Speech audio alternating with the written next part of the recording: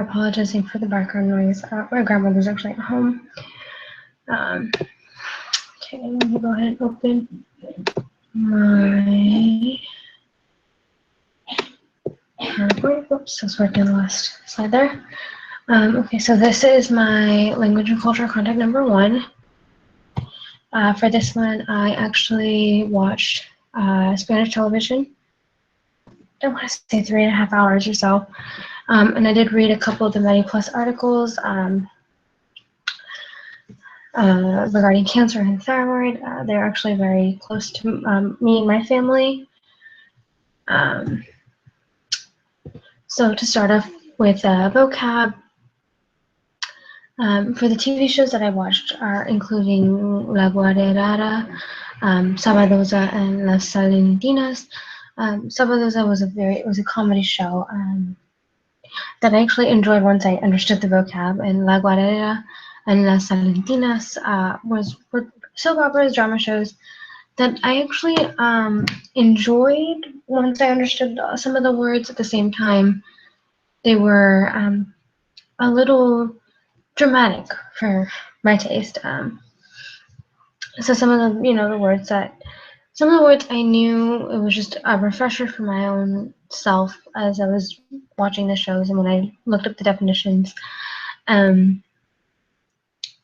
Like tocayo, which meant namesake, which was one I never knew. Presente and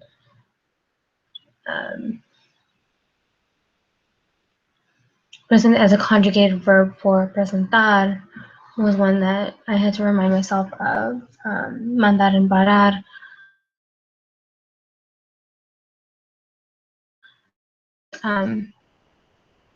Text, of course. Mosquitos, actually, I thought it was mosquitoes, which ended up being actually gnats, which I didn't know. Chismoso, actually, I used to think it meant cheater because when I work with the kids, and we usually call the kids that don't want to do what we want them to do just chismosos. So I thought it meant cheater, like they're doing something that we don't want them to do.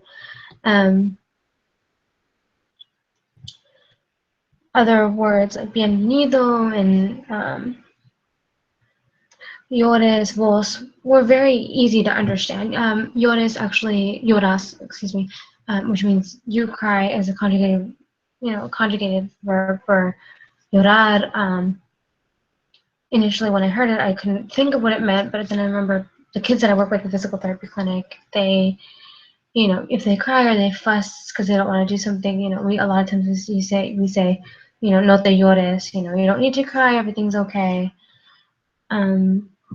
Vuelta and excuse me, vuelta and preparado being conjugated verbs, vuelta to return and preparado prepared. Robaron, same thing. Robarar, they robbed. Suegra, actually for mother-in-law, was one I didn't know initially when I was watching these shows. After we learned when I looked at the definition, or the English version of suegra, and then we learned it the week after the different relationships, then it kind of clicked. I was like, oh, okay, that's what it means. Teacher, so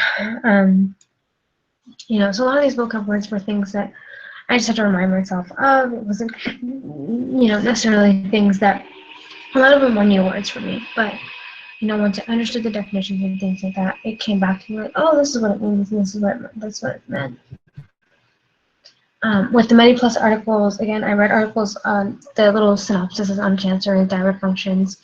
They're both very close to my family, cancer and thyroid dysfunctions. They're very close to my family, so I was like, okay, maybe I read those articles because I'd be able to learn vocab that would mean something to me. So a lot of these new vocab words, some of them actually were very close to the English translation. Some of them I didn't even think that that's what they meant. like las células, for example, cells, material genético, same thing with genetic material. For example, like crecimiento, you can think of it like crescendo in music, so you would increase. But there were words that I didn't even know in English that I learned in Spanish before I even knew them in English.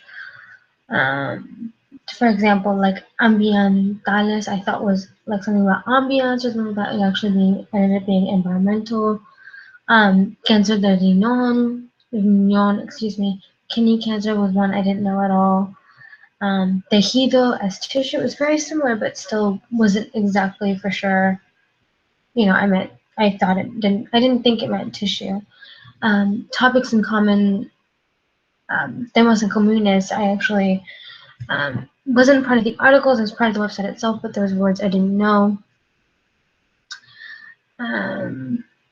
Malignas for malignant, very similar. Like words, thyroid binding globulin and, thyroglobulin were words that I didn't even know existed, let alone the Spanish words, I had no idea what they meant. So my culture as an Indian and compared to the Hispanic culture, very similar, but there are major differences that are noticeable when it comes to comedy shows and soap operas. Both are very dramatic. They like to exaggerate events within the shows. Comedy shows in general are always fun to watch, but the humor rides a very thin line when it comes to inappropriate and appropriate.